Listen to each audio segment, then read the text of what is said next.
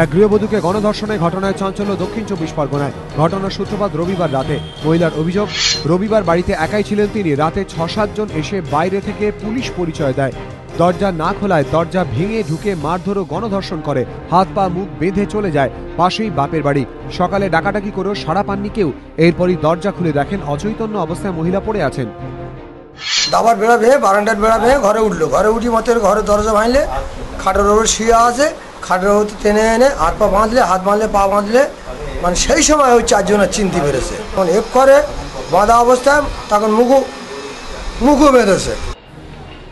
মহিলার দাবি 3 জনকে তিনি চিনতে পেরেছেন। তাদের মধ্যে তৃণমূলের গ্রাম সভার প্রার্থী করিমুল্লাহ মোল্লা রয়েছেন।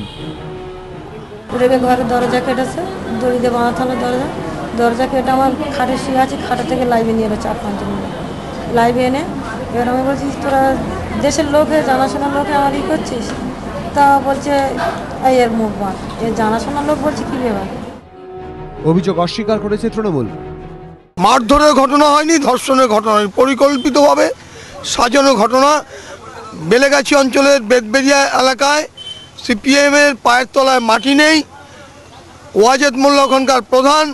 তার বিরুদ্ধে আমাদের প্রার্থী নিশ্চিতভাবে জিতবে এবং ওই এলাকায় ঘটনা ঘটেছে। জেলার পুলিশ সুপার প্রবীণ ত্রিপাঠী জানিয়েছেন, 3 জনের নামে থানায় ধর্ষণ ও মারধরের অভিযোগ দায়ের হয়েছে। অভিযোগ খতিয়ে দেখা হচ্ছে। মহিলার চিকিৎসা চলছে বারুইপুর মহকুমা হাসপাতালে। রঞ্জিত হালদার, এবিপি আনন্দ, দক্ষিণ 24 পরগনা।